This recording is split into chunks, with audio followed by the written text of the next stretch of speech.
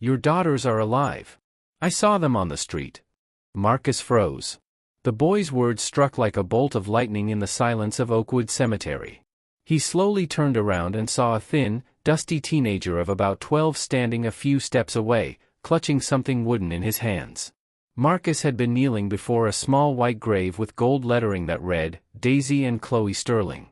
Forever in our hearts. He had come here, as he had every Saturday for the past year, to lay flowers and be alone with his grief. A year ago, his life had shattered into pieces. A car crash. Terrible, sudden, ruthless. His daughters, 8-year-old Daisy and 6-year-old Chloe, had died. And his wife, Olivia, had vanished. At first, he thought she simply couldn't bear the pain, that the grief had broken her. Then he decided she had left for good, unable to look at him and remember what they had lost. Marcus was a millionaire. He had a successful charity foundation, a mansion, connections, influence. But none of it had saved his family. Money didn't bring his daughters back. Power didn't stop the pain. But before we continue, please write which city you are from. It is important for us to know where our stories reach. Marcus looked at the boy and asked hoarsely, "What did you say?" The teenager took a step forward, extending his hand.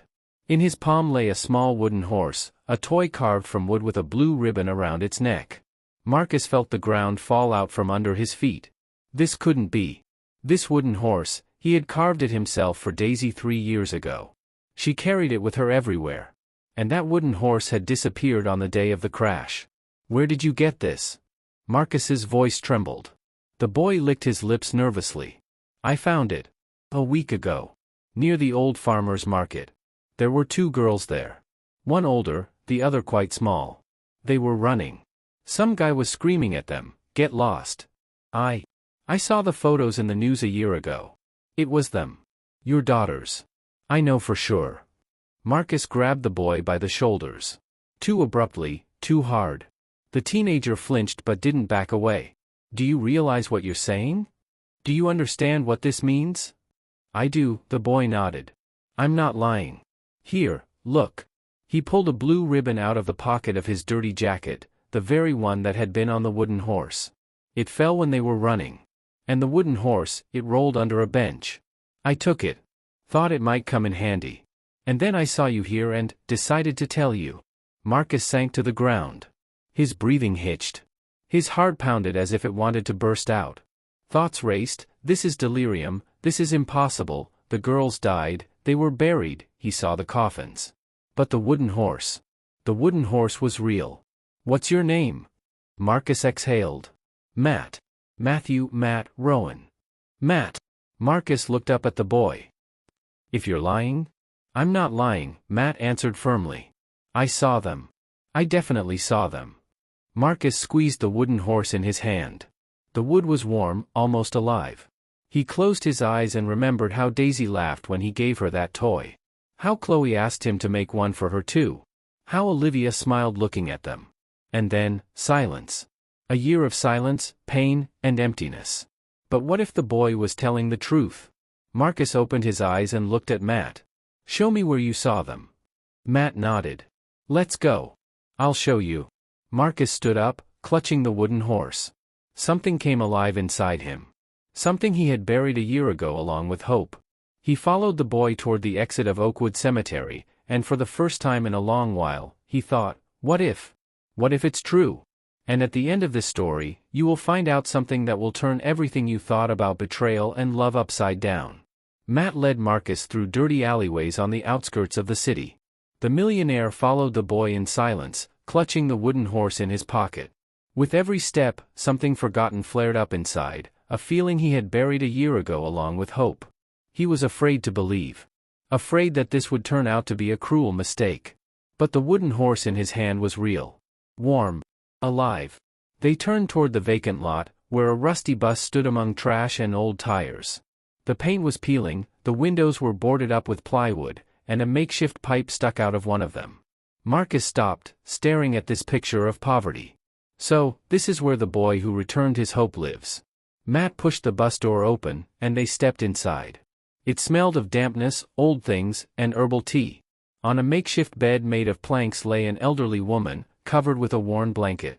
She raised herself with difficulty upon seeing the stranger and immediately started coughing, long and painfully. Matt walked over to the old woman and adjusted her blanket, then turned to Marcus. "This is my Grandma Agnes. She's sick. Grandma, this is the man I told you about. The father of those girls." The old woman looked at Marcus intently with faded eyes. She studied his face as if trying to understand if this man was worthy of what her grandson had done for him. "So, you came," she rasped. "Matt said he'd find you. My grandson doesn't lie, you know. He never has." Marcus stepped forward, feeling his throat tighten. "Tell me everything. Please." Matt crouched down and pulled a small metal tin from under the bed. Inside lay a blue ribbon, the one from the wooden horse. The boy held it out, and the millionaire took it with trembling fingers. The fabric was faded but unmistakable. Daisy had picked it out herself in a store 3 years ago. "I found the wooden horse a week ago near the old market," Matt began, his voice serious, far too serious for a 12-year-old. "Where they sell fish and vegetables. I was walking past the stalls when I suddenly saw 2 girls. One was taller, maybe 8, with long dark hair. The other was really little, with blonde curls. They were running fast. And they kept looking back." Marcus listened without breathing. The description hit perfectly. That was exactly how his daughters looked. "And some guy was yelling after them," Matt continued. His voice was angry. "Scary. He shouted, 'Disappear. Now!'" The older girl was holding the younger one's hand really tight. They were weaving between the stalls, and then the wooden horse fell. The older girl even stopped. She wanted to pick it up, but the man was too close. They had to run. Everything inside Marcus clenched. He imagined Daisy and Chloe running in fear, the older one protecting the younger, dropping their favorite toy and not being able to go back for it. "Did you see that man? Really see him?" Marcus's voice was hoarse. Matt shook his head. "Not well. I was far away. He was tall. In a dark jacket. I didn't see his face clearly. But I saw the girls. I know I did. And I recognized them from the photos on the news a year ago. When they talked about your family, I remembered their faces." Marcus sat down on an old, wobbly stool by the bed. His hands were shaking so hard he had to clench them into fists. "Where did they run?" "Toward the yellow houses," Matt said, pointing out the window. "Past the market. It's an old neighborhood. Poor. Houses are falling apart, and all sorts of people live there. I wanted to go after the girls, but they were fast, and I was scared of that man. I picked up the wooden horse after they were gone and thought it must be important." Agnes sighed heavily and placed her dry hand on the boy's arm. "Matt spent days thinking about what to do. Then he remembered you. Said he had to find the girl's father. I told him not to get involved, that it wasn't our business. But he didn't listen. He's a good boy. Honest." Marcus looked at Matt, feeling a surge of gratitude mixed with guilt. This child lived in a bus, took care of his sick grandmother, and still found time and courage to look for a stranger to tell him the truth. "Why did you do it?" Marcus asked quietly. "Why try to find me?" Matt looked straight at him, without hesitation. "Because if my mom were alive, I'd want someone to tell me if they'd seen her. My mom died 2 years ago. I know what it's like when someone disappears. But what if your daughters didn't?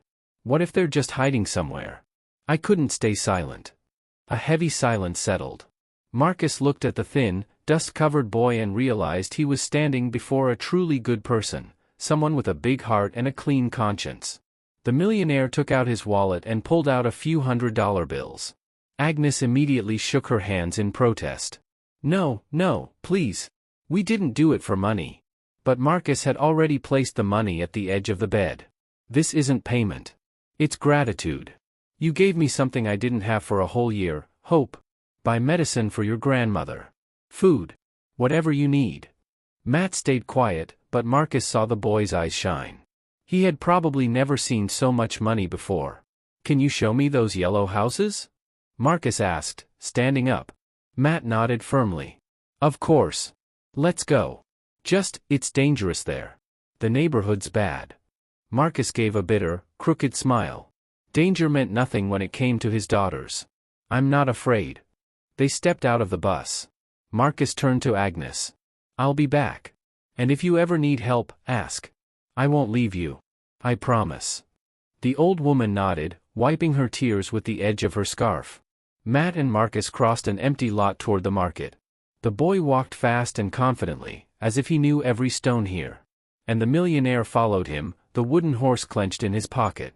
For the first time in a year, Marcus felt alive, not trapped in endless pain, but alive. The yellow houses stood in a part of the city Marcus had never visited. This wasn't his world, not a world of expensive cars, restaurants, and business meetings. This was a different reality, peeling paint on walls, crooked fences, laundry hanging between windows. The air smelled of trash, dampness, and something sour. Children played in dirty yards, elderly people sat on benches, watching them with suspicion. Matt stopped in front of one of the houses. The yellow paint had long faded and chipped away, exposing gray concrete. The door was slightly open. "This is it," the boy whispered. "I saw them run in here." Marcus stepped closer. His heart was pounding so loudly it felt like the whole street could hear it. He pushed the door, and it creaked as it opened inward. Inside, it was dark and empty. But Marcus felt it immediately, someone had lived here recently. The air carried a familiar scent, one that could never be mistaken when children were around. The smell of milk, children's soap, and something sweet. He entered, and Matt followed him, staying a little behind. Children's things were scattered across the floor. Small plastic bowls with dried porridge. Worn pink shoes. Marcus bent down and picked one up, a tiny shoe with a bow on the side. His fingers trembled. He recognized it instantly. It belonged to Chloe. He had bought these shoes himself, and Chloe had bounced with joy when she tried them on. "Oh God," he whispered, pressing the shoe to his chest. Matt stood silently by the door.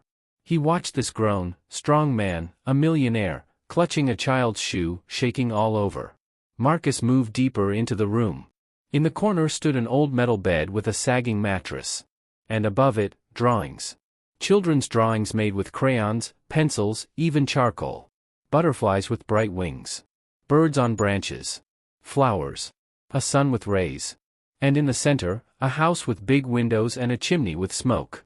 Next to it, in crooked letters, were the words, "Our home." Marcus leaned closer, studying every line. Daisy had drawn this.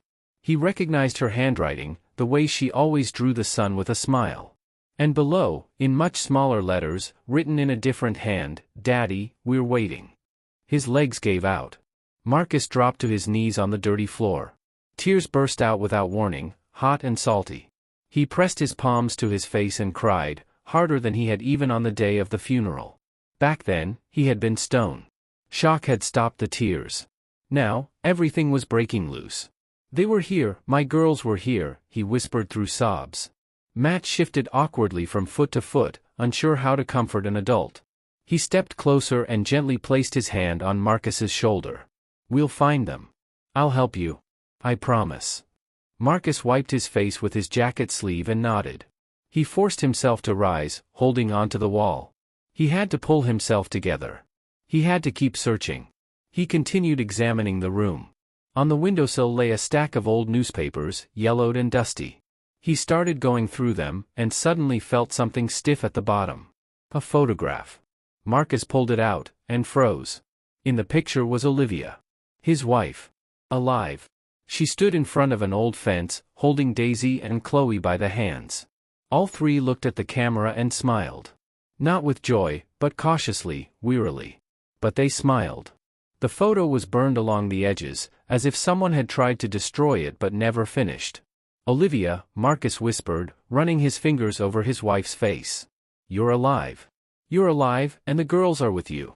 He turned the photo over. On the back, written in uneven handwriting, "We will wait. When it's over." What did that mean? When what ended? What were they hiding from? Who were his wife and daughters running from? Marcus slipped the photograph into his jacket's inner pocket and looked around again. In the corner, under the bed, was an old cardboard box. He crouched down and pulled it out. Inside was children's clothing, neatly folded. Daisy's dress, blue with white polka dots. He had given it to her on her 7th birthday. She had twirled around the house in it, laughing. Marcus pressed the dress to his face. It smelled of cheap laundry detergent and something else, childhood, warmth, life. "They were definitely here," he said, turning to Matt. His voice sounded steadier, more determined. But where are they now? Where did they go? At that moment, an elderly woman in a faded headscarf appeared in the doorway. She stopped when she saw strangers in the empty room and frowned suspiciously. Who are you? What are you snooping around for? Marcus quickly stood up, slipping the dress back into the box. He stepped toward the woman, trying to speak calmly. I'm sorry for scaring you. My name is Marcus Sterling. I'm looking for my family. My wife and 2 daughters. Did they live here? The woman looked him up and down, the expensive suit, the polished shoes, the watch that clearly wasn't cheap.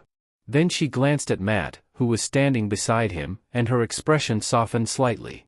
They lived here, she nodded after a pause. A woman with 2 girls. Quiet. Hardly went outside. I sometimes heard the children playing, laughing. But they rarely went out. Then a week ago, in the middle of the night, they disappeared. I woke up from the door creaking, looked out, and saw them leaving. Fast, almost running. Do you know where they went? Marcus felt his insides twist with urgency. The old woman shook her head. How would I know? I don't mind my own other people's business. But when they moved out, the woman came to me and gave me this, she said, reaching into the pocket of her worn robe and taking out an old cassette tape. She said that if a man came asking about them, give it to him. I thought no one would ever come. It's been a week. And now here you are. Marcus took the cassette with trembling hands. On it was a white label with one word written in black marker, to Marcus. Olivia's handwriting. He would have recognized it anywhere. Thank you, he breathed, gripping the cassette as if afraid it might disappear. Thank you so much.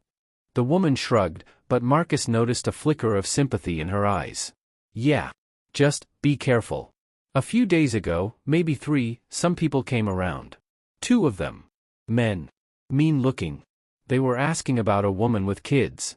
I didn't tell them anything. I could feel it, they were trouble. Cold as ice. Marcus nodded, feeling anxiety rise in his chest. If anyone else comes asking, don't say anything. Please. It's important. She waved her hand dismissively. Oh, I won't say a word anyway. I care about my own skin. But you better find them. That woman was scared. And the kids, those girls had the saddest eyes. You could tell something bad was going on. The old woman turned and left, leaving Marcus and Matt alone with the silence and the things they had found. Marcus looked down at the cassette in his hands. His name, written in Olivia's handwriting. What did she want to tell him? What truth had she recorded on that tape? Where can we listen to it? Matt asked quietly. In the car. I've got an old tape deck. I kept it for the memories. Marcus tightened his grip on the cassette. Let's go. Now. They stepped out of the yellow house. Marcus looked back one last time, at the drawings on the wall, the words, Daddy, we're waiting, the little shoe belonging to Chloe, still lying on the floor. His daughters were alive. His wife was alive. But they were hiding. Running. And someone was looking for them. The answer was on the cassette in his hands. Marcus felt it with every fiber of his being. He walked toward the car with fast, determined steps, and Matt almost ran beside him to keep up. Marcus got behind the wheel, slid the cassette into the old tape deck, and froze, his hand resting on the play button. Matt sat in the passenger seat, silent. The boy felt it too, something important was about to happen. Marcus pressed the button. The tape hissed, crackled, and then a voice filled the car. A woman's voice. One he knew to his core. Marcus, if you're listening to this, it means you found something. It means you didn't give up. Olivia's voice was hoarse, strained. She spoke quietly, as if afraid someone might hear her. But it was her. Alive. Real. Marcus gripped the wheel so tightly his knuckles turned white. Tears streamed down his cheeks, but he didn't wipe them away. He just listened. I know what you thought. That I left. That I abandoned you. But that's not true. I would never leave you. Never. I was saving our daughters. Daisy and Chloe. They're alive, Marcus. They're alive, and they're with me. Marcus's heart stopped, then pounded harder than ever. He heard it with his own ears. Olivia said it herself. The girls were alive. I can't tell you everything in this recording. There isn't much time. But you need to know, Robert Sanders. Your partner. He threatened me. Threatened the girls. He said if I didn't disappear and take them with me, then something would happen to them. He said they'd get in his way. Marcus exhaled sharply. Robert? His partner at the foundation? A man he'd trusted for 10 years? Who had been at their wedding, who brought gifts for Daisy and Chloe? He's involved in something dirty, Marcus. Something tied to the foundation. I accidentally saw documents. Accounts. Transfers. Huge amounts going somewhere. Not for the kids. Not for charity. Something else. I don't understand any of it, but I saw the numbers. Millions of dollars. And when Robert realized I'd seen those papers, he changed. Became someone else. Cold. Terrifying. Her voice trembled. He could hear her trying not to cry. He came to the house when you weren't home. Said that an accident involving the girls would look so natural. No one would suspect anything. And that I had to disappear. Forever. Or he'd get to them. To our babies. Marcus closed his eyes, rage boiling inside him. Robert had threatened his family. Robert had forced Olivia to fake the girls' deaths. I didn't know what to do. I panicked. I staged the accident. Found people who helped. Paid them everything I had. The coffins were empty, Marcus. Empty. The girls were with me. I took them and hid. I live under a different name. We keep moving. Because he's looking for us. His people are looking. The recording cut out for a few seconds. Olivia was breathing heavily. I couldn't tell you. I was afraid that if you found out, you'd go after him. And he'd kill you. Or the girls. Or all of us. Forgive me, Marcus. Forgive me for making you think you lost everything. But I had to save them. I just wanted to save them. The tape hissed, and went silent. The message was over. Marcus didn't move. The world around him collapsed and turned upside down. Everything he believed for a year, everything he thought was true, had been a lie. But a lie that saved his daughters. Matt stayed quiet, afraid to break the silence. He watched Marcus's face shifting, from shock to pain, from pain to fury. Marcus yanked the cassette from the tape deck and clenched it in his hand. Robert, he hissed through his teeth. That bastard. That damn bastard. He slammed his fist against the steering wheel, and Matt flinched. Marcus breathed heavily, trying to steady himself. His thoughts raced, forming a plan. If Robert was using the foundation for something dirty, then there were documents. Accounts. Transfers. Olivia had seen them. That meant they existed. He had to find them. He had to gather everything and expose that monster. Marcus pulled out his phone and checked the time. 11 at night. No one would be in the office. The perfect moment to dig through documents unnoticed. He turned to Matt. Are you coming with me? The boy nodded without hesitation. Yes. Of course. Marcus started the car. A storm raged inside him. He kept thinking about Robert, how they had built the foundation together, dreamed of helping children, toasted their success at the opening. And all that time, Robert had been using their shared work for something filthy. And when Olivia accidentally found out, he threatened her. Threatened the children. Marcus felt rage fill every cell of his body. But he had to act coldly. Rationally. First, the evidence. Then, justice. The car sped through the night city. Matt stayed silent, looking out the window. Marcus gripped the wheel, thinking only of one thing: Robert would pay for everything. For Olivia's fear. For his daughter's tears. For a year of pain. The foundation's office was downtown, in a tall building with glass walls. Marcus parked by the back entrance. He got out of the car, and Matt followed. Stay here, he said. This might be dangerous.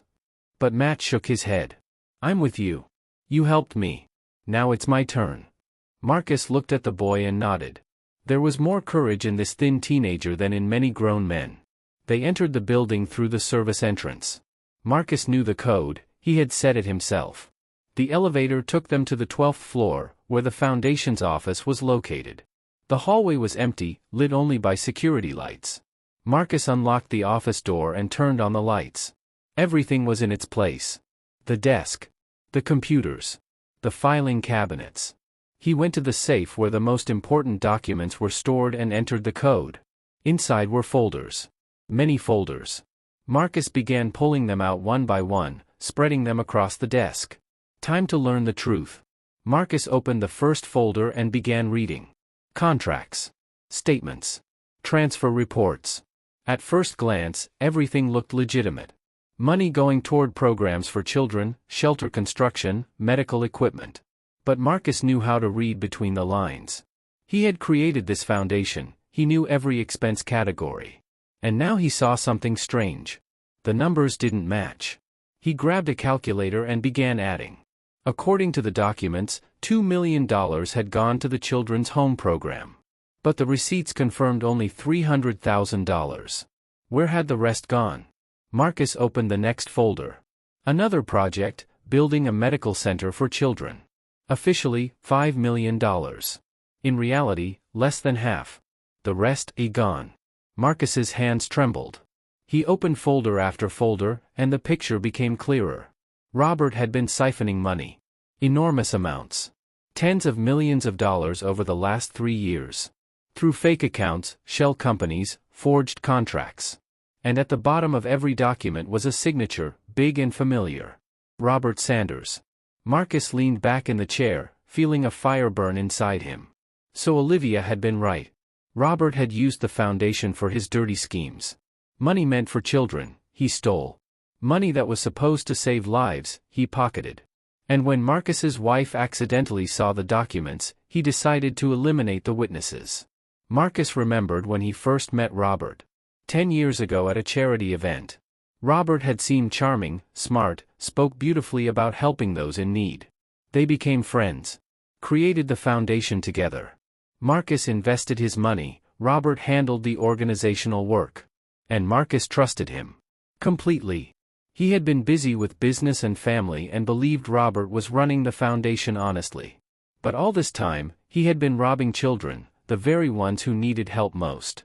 What did you find? Matt asked quietly from the window. Marcus looked up. Evidence. He's a thief. He stole millions. Millions that were supposed to save kids. The boy stepped closer and looked at the documents. What now? Marcus stood and began gathering the papers. Now I make copies. Of everything. Every page. Every signature.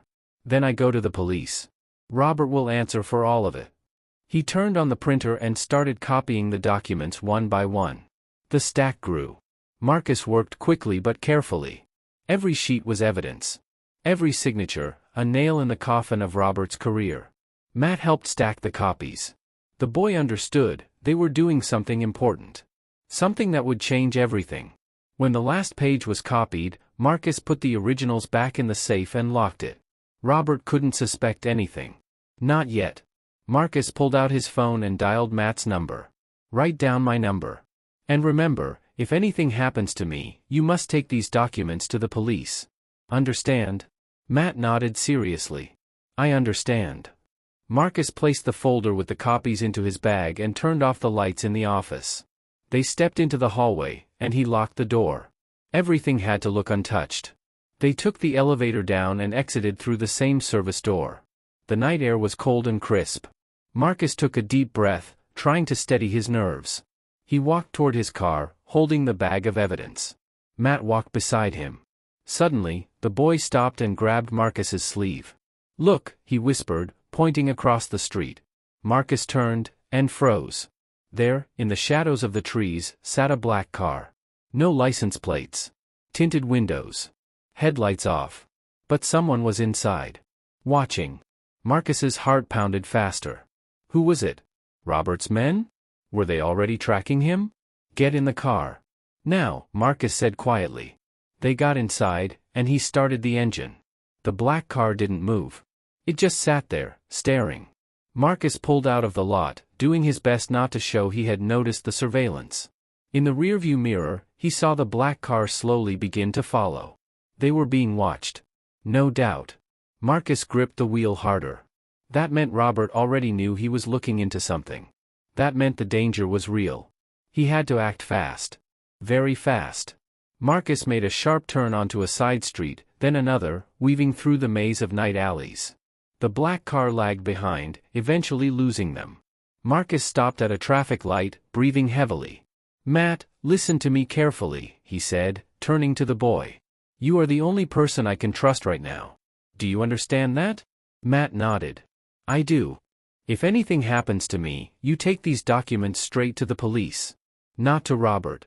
Not to anyone else. Only the police. Promise me. Matt extended his hand, and Marcus shook it. I promise. Marcus nodded and drove on.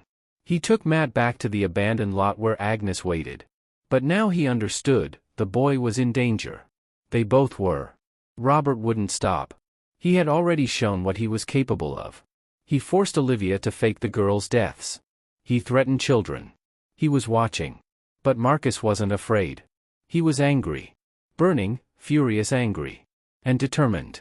He would find Olivia and the girls. He would protect them. And he would destroy Robert. At any cost.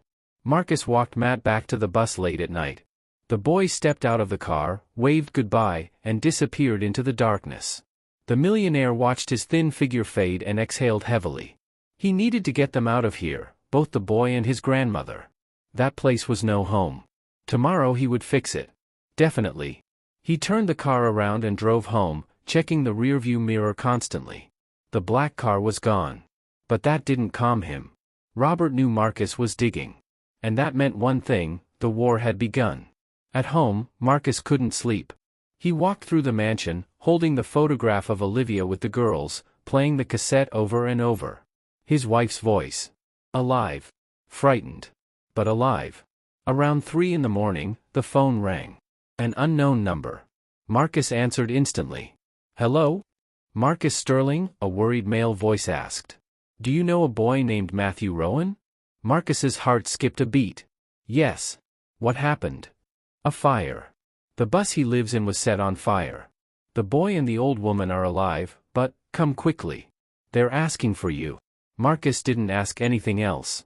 He grabbed his car keys and ran out of the house. The engine roared, and the car sped down the streets at breakneck speed. When he arrived at the lot, the scene was a nightmare. The bus was engulfed in flames. Fire shot through the windows, black smoke rising into the sky. A fire truck stood nearby, firefighters spraying water onto the burning metal. A short distance away, on the grass, sat Matt and Agnes, wrapped in blankets. Marcus jumped out of the car and ran to them. Matt, he shouted. The boy looked up. His face was blackened with soot, his eyes red from smoke and tears. But he was alive. Marcus, Matt rasped, his voice shaking. Marcus dropped to his knees beside him. What happened? Tell me. Matt swallowed hard, trying to catch his breath. I was asleep. Grandma was too. Then I smelled smoke. I opened my eyes and, fire. Everything was burning. I grabbed Grandma and we ran out. We barely made it. The door was already on fire. Agnes coughed, pressing a wet cloth to her face. She was pale, her lips turning blue. Marcus turned to the firefighter who had approached. She needs an ambulance. Now. The firefighter nodded and ran to call the medics. Marcus looked at Matt. Did you see who set it on fire? The boy nodded, shaking all over. I did. 2 men. Tall.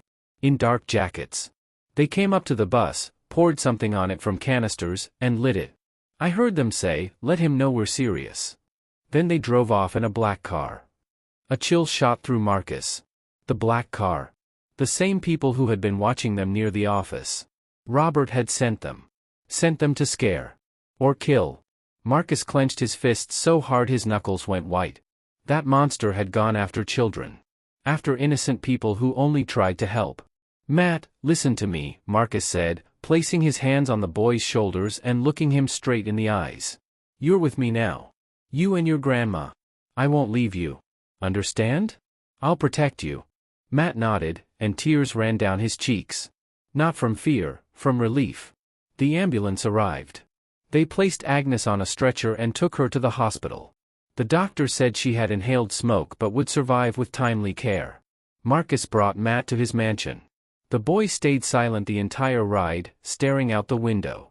He had lost his home. Everything he had, burned.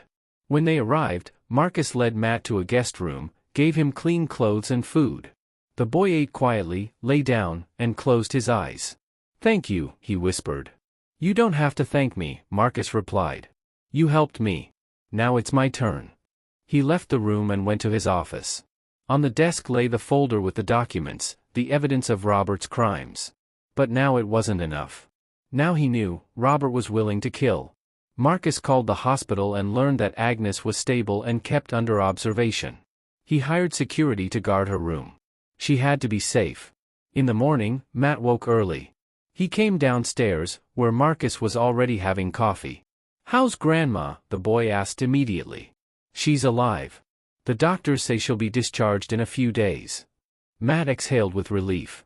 Then he pulled a few charred pieces of paper from the pocket of his burned jacket. "I grabbed these when we ran out. They were under the bed." Marcus took the papers. They were burned around the edges, but the drawings were still visible. Birds inside a circle. Butterflies. The same drawings that had been on the walls of the yellow house. "What is this?" Marcus asked. Matt thought for a moment. "I've seen these drawings before. Not just in that house. I saw them somewhere else when I was searching for the girls. On the wall of an old warehouse. And Mrs. Higgins said the woman who left the cassette had a name. Paula. A woman named Paula." Marcus straightened. "Paula? Who is she?" "I'm not sure. But Mrs. Higgins said she often came to your wife and the girls. Brought them food. Helped them. And then they disappeared together." Marcus's thoughts began racing. Paula. Someone who had helped Olivia hide the children. Someone who left these drawings as signs. "Matt, do you remember where you saw the drawings last?" The boy nodded. "Yes. At a warehouse by the canal. An old brick warehouse. There was a bird in a circle painted on the wall. Exactly the same." Marcus stood up. "Can you show me?" "Of course." They left the house. Marcus felt hope flickering inside him again.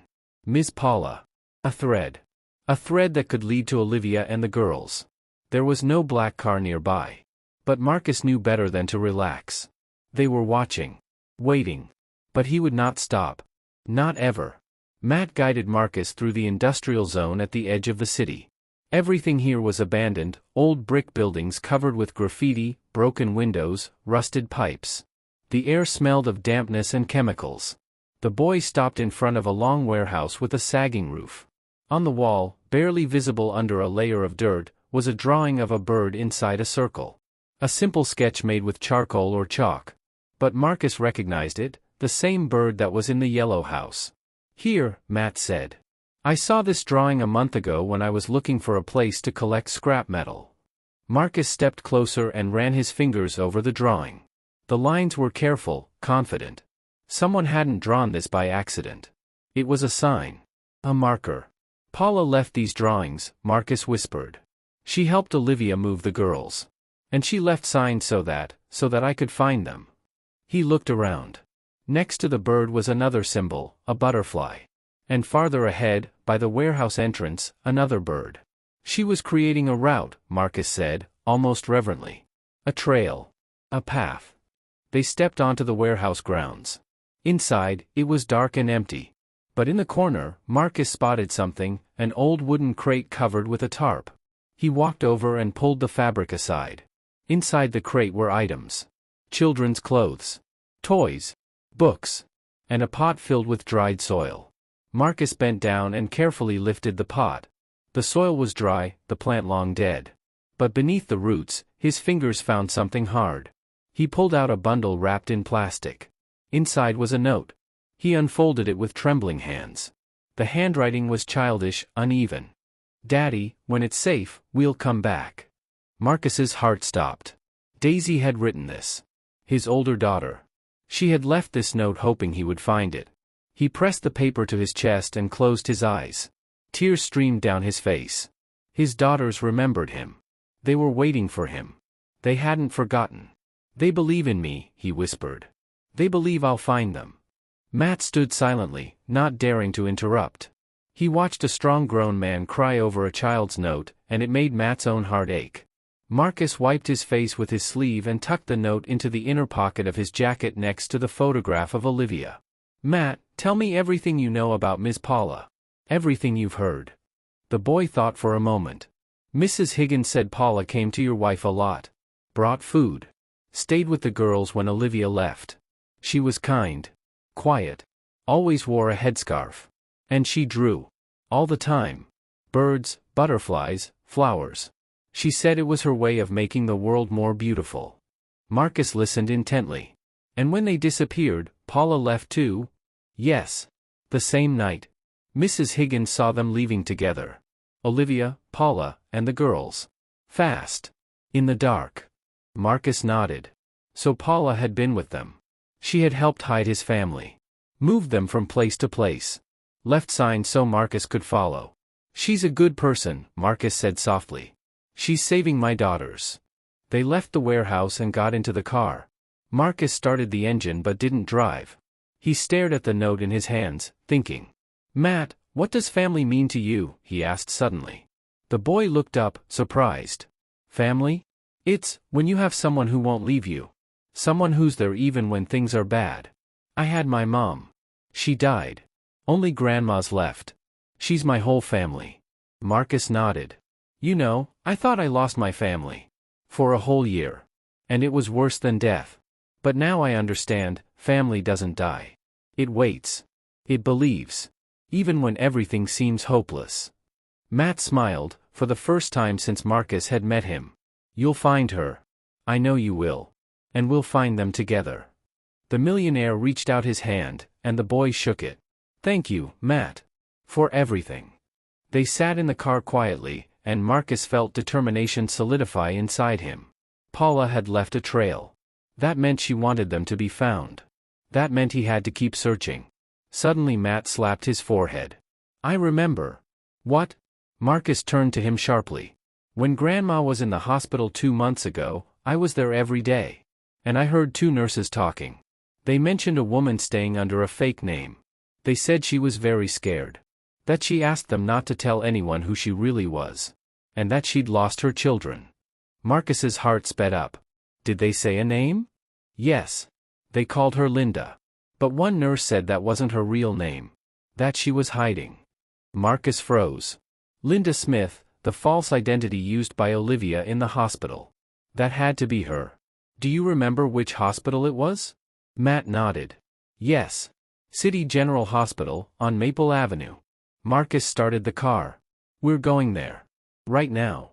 Marcus pressed the gas pedal, and the car shot forward. A storm of emotions raged inside him. Olivia could be there. Alive.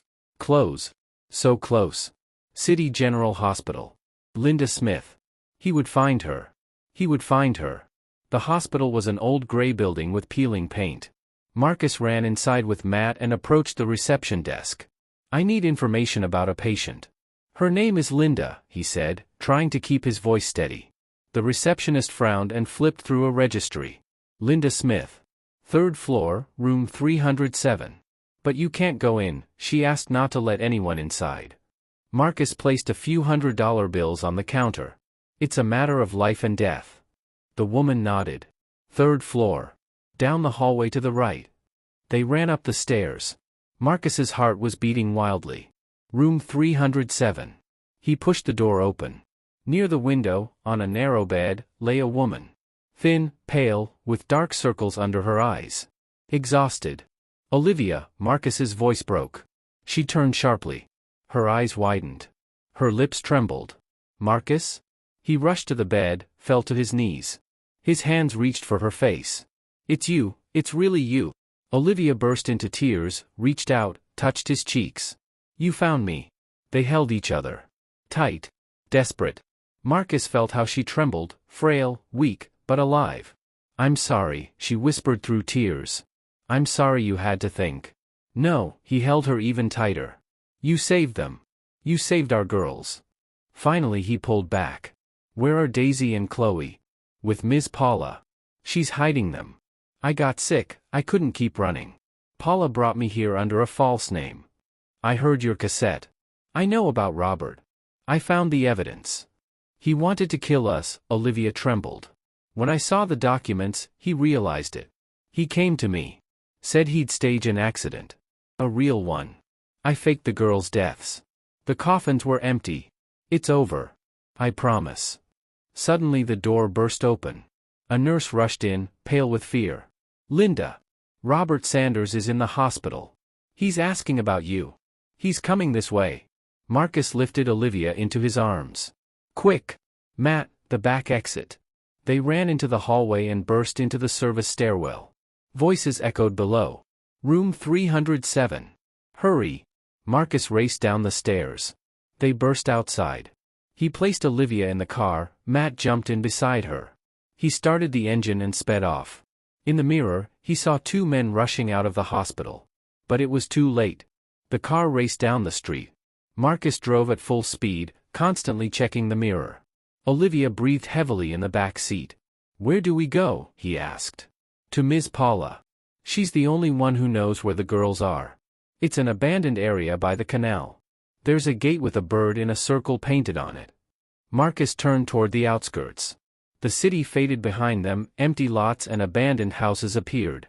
Olivia, how did you survive this whole year? His voice trembled. I only thought about them.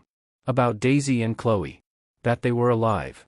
I wanted to come back to you every day, but I was terrified Robert would kill all of you. He'll answer for everything. A narrow road led into the old district, crooked houses, wooden fences. Look for the gate with the bird, Olivia said. There. Matt shouted.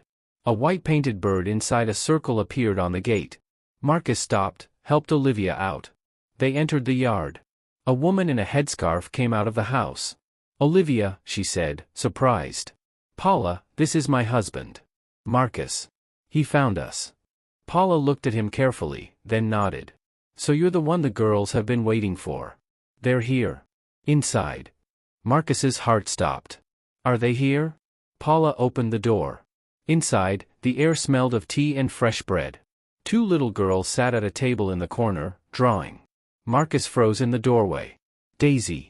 Chloe. Alive. The girls lifted their heads. A few seconds of silence. Then Chloe slowly stood up. Daddy, she whispered. And she ran to him. Chloe threw herself into Marcus's arms, wrapping her small arms around his neck. She held him so tightly he could barely breathe, but he didn't care. He pulled his younger daughter against his chest and closed his eyes as tears streamed down his face. Daddy, Chloe whispered into his shoulder. You came. You really came. Daisy stood by the table, staring at her father with wide eyes. She was older, more cautious.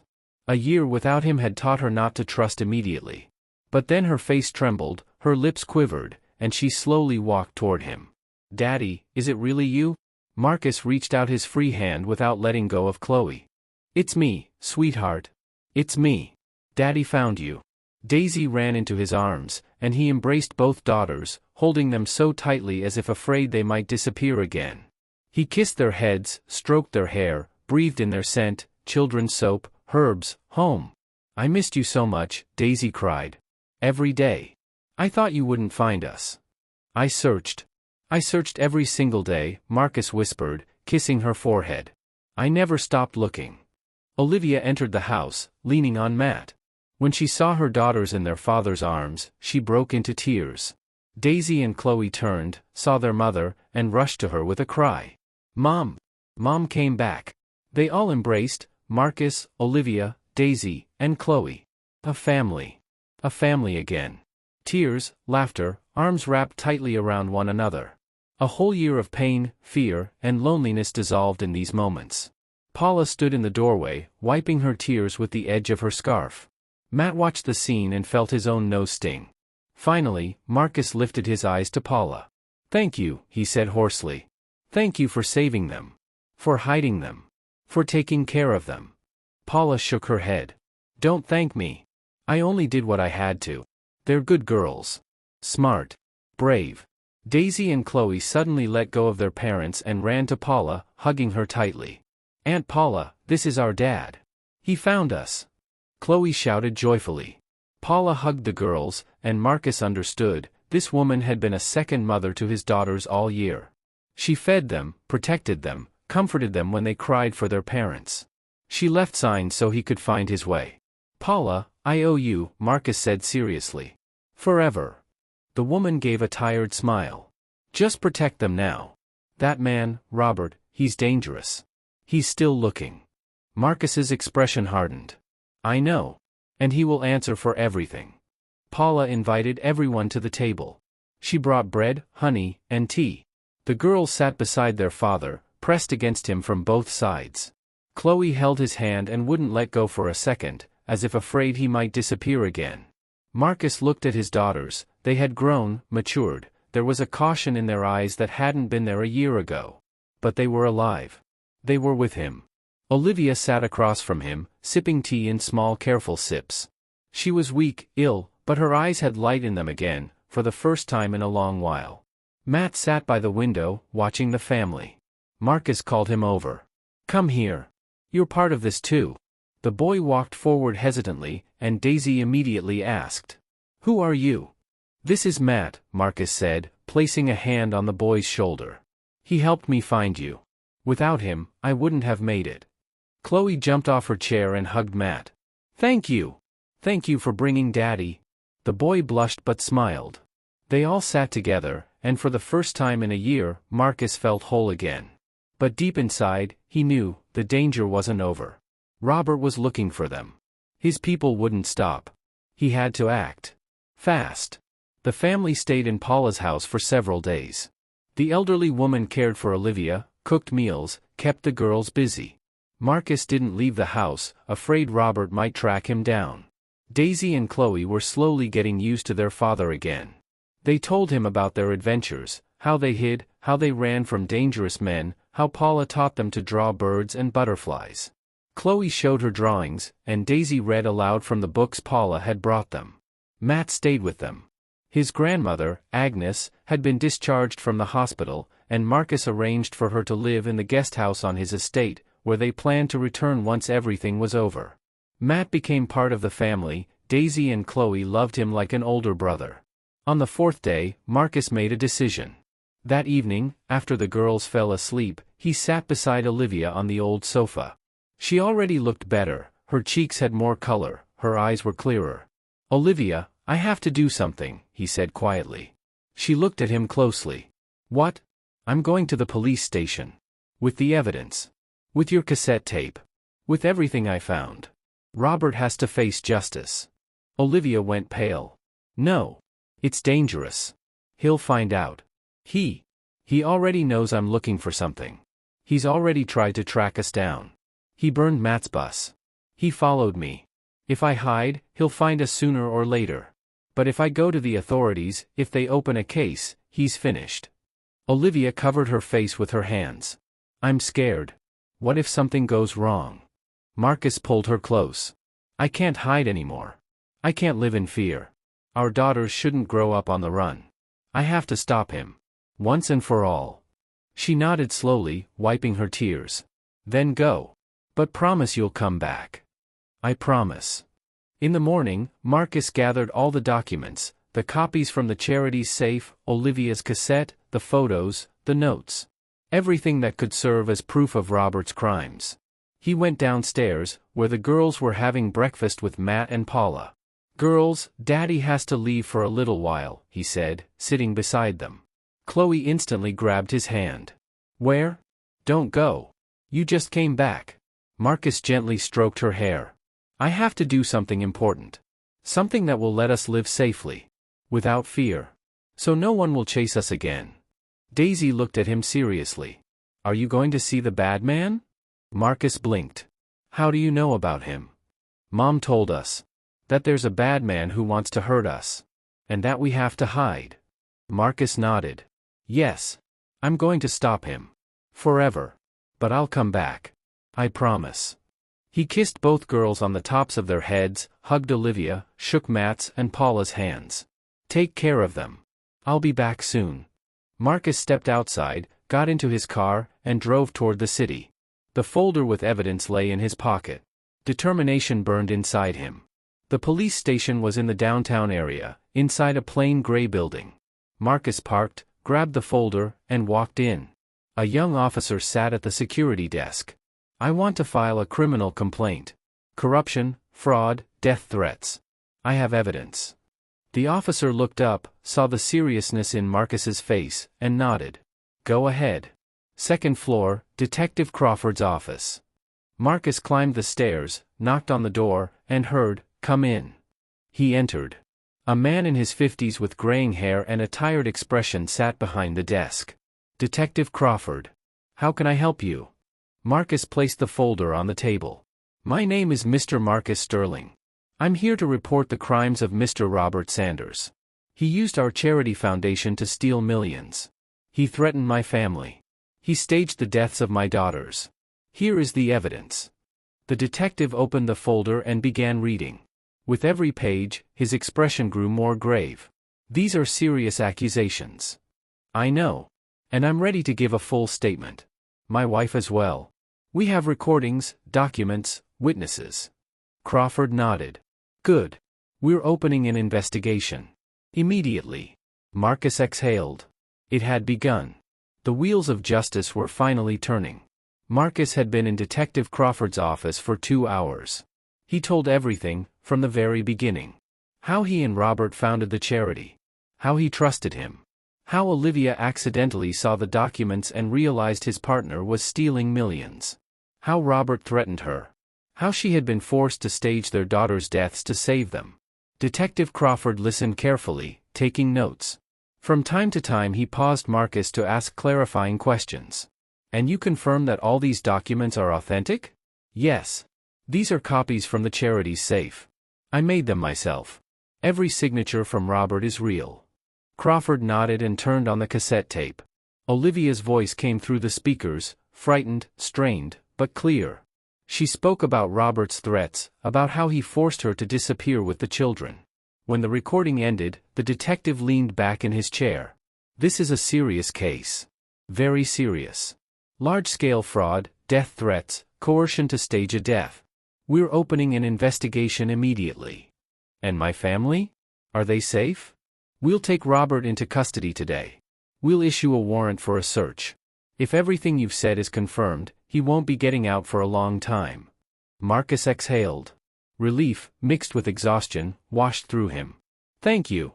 The detective extended his hand. We should be thanking you. Cases like these don't come often. Usually people stay silent. Afraid. But you came forward. Marcus shook his hand and stepped out of the office. Outside, he took a deep breath of fresh air. The first step was done. Now he had to wait. 3 days later, while Marcus was at Ms. Paula's house with his family, his attorney called. Marcus Sterling? I have news. Robert Sanders has been detained. His office and home have been searched. Documents and computers seized. The police have confirmed your statements. The case is officially open. Charges include fraud, money laundering, and death threats. He's facing up to 20 years. Marcus closed his eyes, feeling the weight lift from his shoulders. Thank you. Thank you so much. He hung up and turned to Olivia, who was sitting beside him. It's over. Robert has been arrested. The case is open. We're safe. Olivia began to cry, from relief, from joy, from the simple fact that the nightmare had finally ended. Marcus embraced her, and they sat together in silence. Daisy and Chloe ran in from the next room.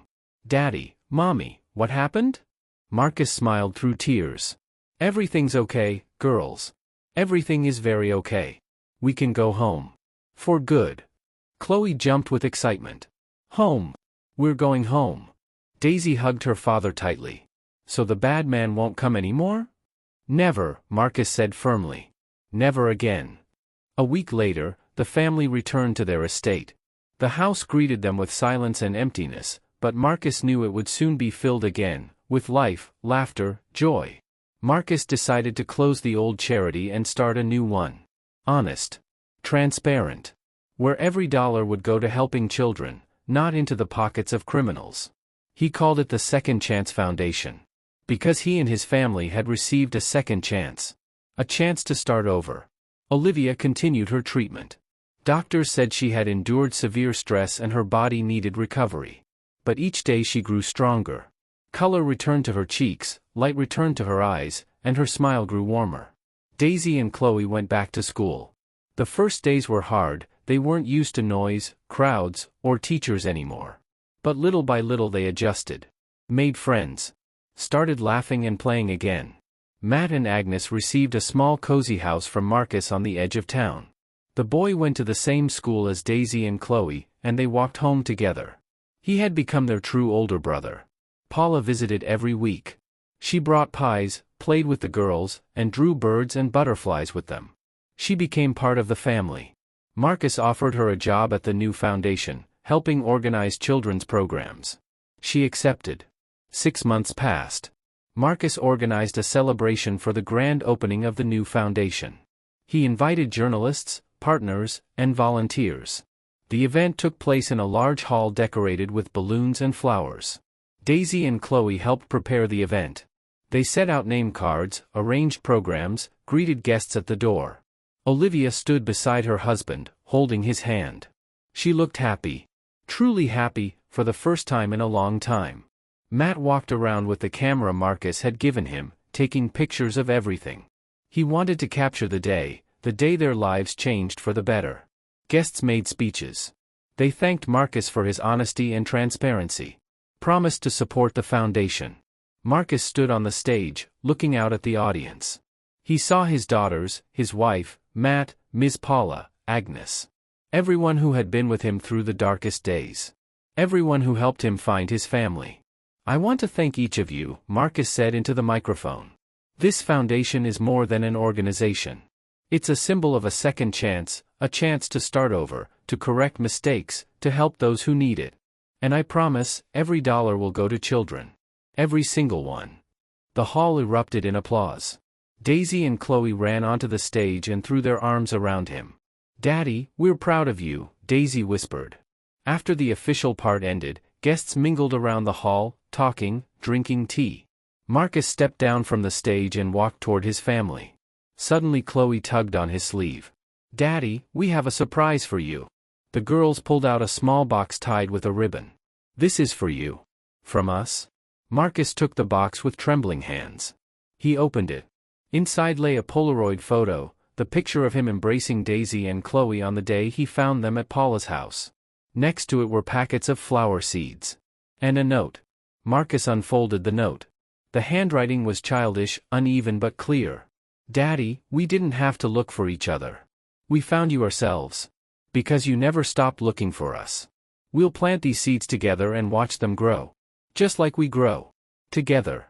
Forever. Your Daisy and Chloe." He pressed the note to his chest. Tears came on their own, quiet, warm, happy. "Thank you, girls. This is the best gift of my life." He hugged them, and they stood like that, oblivious to everything happening around them. Matt lifted his camera and snapped a photo. This moment had to be saved. Forever. Olivia walked up and embraced Marcus from behind, resting her head on his shoulder. She was smiling, truly smiling, wide and free, for the first time in a year. Marcus looked at his family, his wife, his daughters, Matt, Paula, Agnes. Everyone who stood by him. Everyone who helped him walk through hell and return. He understood something: life didn't return his past. That past died the day he stood at the empty graves with a wooden horse in his hands.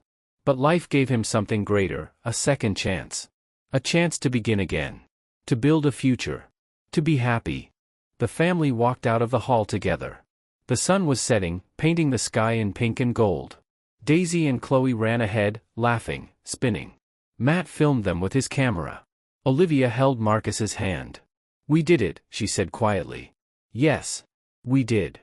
They walked toward the car, and Marcus glanced back at the foundation building. Inside, a new life was beginning. Honest. Good. Full of hope. Marcus thought of Robert, now sitting in jail, awaiting trial. Justice had prevailed. But Marcus felt no triumph. Only relief. The family got into the car.